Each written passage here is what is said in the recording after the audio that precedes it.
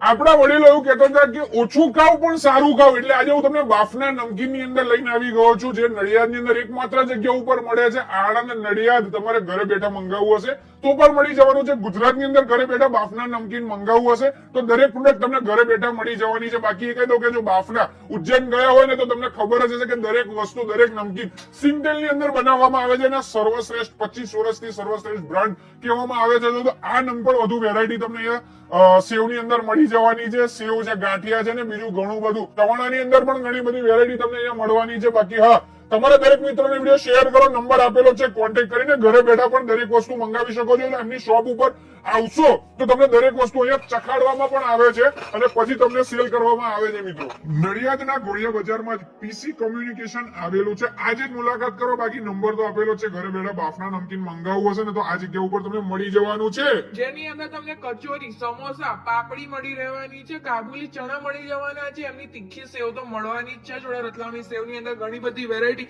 આચારી મઠરી મળી રહેવાની છે, ચણાની દાળ એકદમ ફુદીના વાળી મસ્ત સ્પાઇસી મળી જવાની છે. માટે મુલાકાત કરવાનું ભૂલતા નહીં. બાકી કોન્ટેક્ટ નંબર તો સુંદર આપેલો જ છે.